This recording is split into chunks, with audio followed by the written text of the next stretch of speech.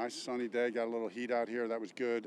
Red zone work today, right? That was a big step in our improvement and as a team, and both offensively and defensively. Good introduction.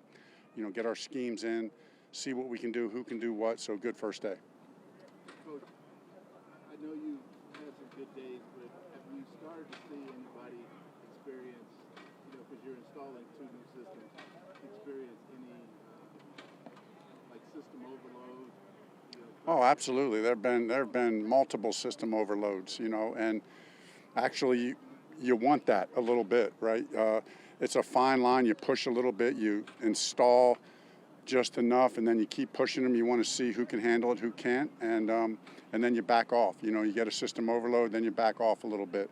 Let's go back to the basics, then boom, push them again, system overload, back off. That's kind of the way it works. Where are you at in the install process? We're about halfway through our install process. So we got another good red zone day coming, another third day short yardage install coming, and then a few more play action pass stuff and some drop back stuff that we catch on the tail end.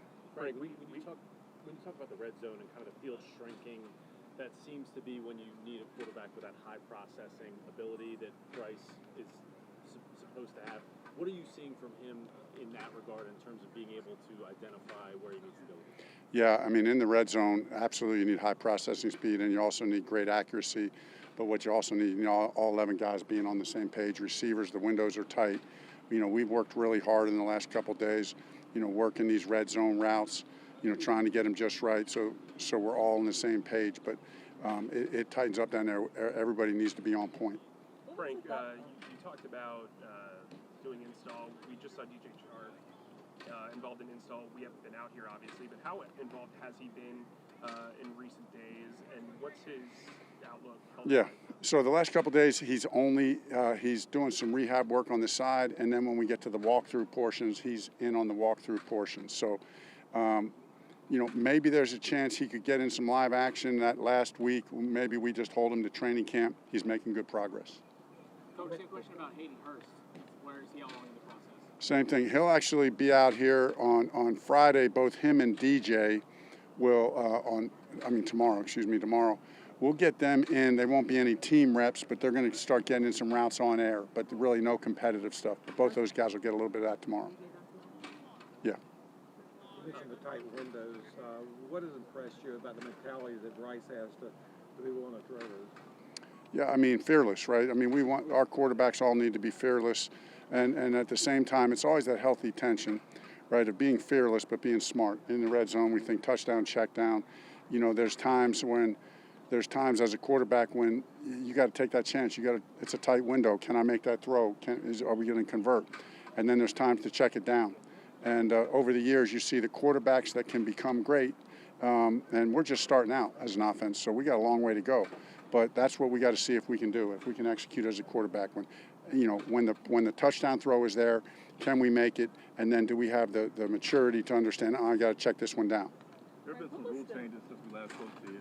Just want to get your thoughts on that, and you've been on the special teams on it. Is that changing anything that you guys do in practice? Yeah, we're working through that, talking through that with Coach Tabor, and I think it's a good thing. We'll play, obviously play by the rules. Just kind of think that through, all the repercussions of that. We're talking about it daily. Frank, what was the thought process behind taking on red zone at this point in the install? Just kind of our normal progression. The way we've kind of always done it. We hit a couple days of first and second down, then we go third down. And then we go red zone. We go back to third down the next day, then back to red zone the following day. But the installs shrink as we go. Those first 4 installs are all pretty heavy. It's all a little bit system overload. And then from 5 on down, the installs start to shrink because you want to keep going back and running your original core plays and then supplement that with your complementary plays. Frank, I know it's OTAs, but some guys that maybe would be overlooked in previous years or on paper seemingly step up. Derek Reich has had a couple of really good catches when we've been here. What have you seen from him so far? Yeah, he's looked good. And excited about Derek. Excited about the whole receiver group. Really, the whole group has been good. Listen, experience tells me that you love to see guys look good in OTAs. but you really got to wait till you get to training camp before before you get too excited about anybody. So, and I think the players know that. We as coaches know that. That doesn't mean that we don't want to shine. That does, as a player, when we're running our plays, we want everything to work.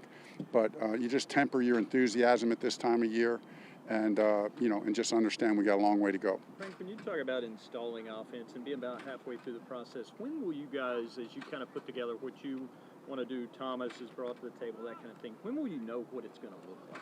I think we're starting to know that already. There was a lot of in our kind of melding of systems. If I were arbitrarily putting a number on it, maybe 30 or 40% of it was similar, maybe a little bit higher. And then, but just getting the language that we wanted to use. Some of it we brought the new language, some of it we kept the old language. And then in the passing game, kind of same deal. So it's been exciting. It's been exciting. That diversity of thought, different philosophy, how do we bring it together under our players, really thinking about players, not plays. Who do we have? What are we going to do? That's kind of our approach. Going into this week, what were the things that you wanted to see from your quarterback? We're about at the end now. What did you end up seeing? DTA, right? That's what DTA, decision-making, timing, accuracy. Decision-making, timing, accuracy. That's really the game at quarterback. So, it's been good. We still got work to do, but everybody's showing progress. Frank, Laviska's been used in a lot of different ways throughout his career. How creative do you think you guys can be with him? Well, it'll be interesting. I think Laviska has been one of those guys out here that's looked good. We'll continue to investigate the different roles that he can play. Obviously, even if we had this grandiose plan, which maybe we do, but I wouldn't reveal that, here or now, all the different ways you can use him. But, you look at guys like Deebo Samuel and stuff like that, and you say, well, can Laviska do some of that stuff? Of course he can. So, we'll experiment with some of that stuff. We'll experiment with some of that stuff and see what, some of it will get incorporated and some of it won't. We're obviously not here all the time, but it seemed to be a pretty spirited practice today with Deuce talking trash to the officials. How do you like that kind of back and forth? And I love it. What he brings to the field? No, that's why when I got this job, that's why Deuce Staley was the first phone call, because I know the energy that he brings to the practice. And he is that, but he's a whole lot. He's a great coach and he's a great teammate. But, he does bring juice and energy. We want a competitive environment, and I think nobody's better at that than Deuce Staley. There's no question about that. Frank, we talked about the collaborative process between you and Thomas when we first talked to Thomas. How has that been, and how difficult is it for you to cede some of the control that maybe you wouldn't have otherwise? Yeah, at one level it's not easy because, it's your baby, you know what I mean, and you don't want to give up, but you understand, hey, we're adopting something, this is going to make our family bigger and stronger, and that's really the approach that we've taken, and it has. And Thomas makes it easy because of I respect him, so I respect his football mind, I respect who he is as a person. The couple disagreements we've had sometimes, okay, Thomas, you win that one, we're going to do it your way. Sometimes it's what. We're going to do it the old way, and it's just been a give and take, and I think through that, this isn't kumbaya, right? This is like we're challenging each other. Like, nope, I don't like that, and he's no, I don't. That doesn't feel good to me, and we'll have those moments where we'll challenge each other, but it's always under the right spirit, and I think it's resulting in what we want it to result in. Hey, we'll do a couple more questions. Frank, you brought up the offense and play calling. You, Deuce, and Thomas have all come from systems where you've had running backs in multiple different roles, you've had multiple different body types. Do you feel like you have that with this current group? Yeah, I do. I love that, I really do. Love the by committee thing and the different role things.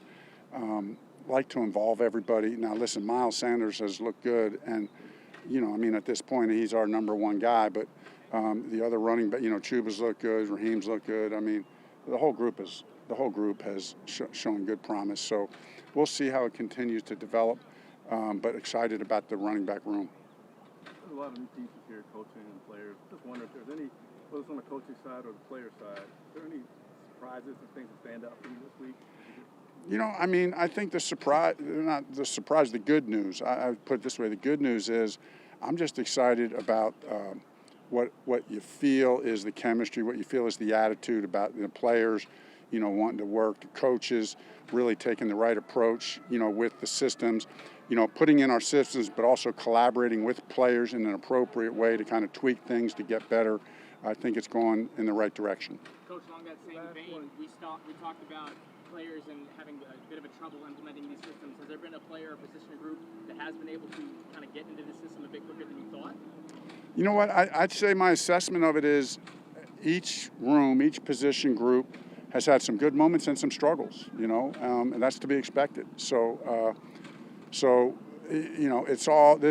early, right? We're excited, we're enthusiastic, but again, we temper our enthusiasm. We're just focused on let's get better today, let's get better this week. The season, what I said the other day to the guys was the season will be here sooner than you think. So every one of these practices is really important. We got to make the most of it, and I think we're doing that. Thank you.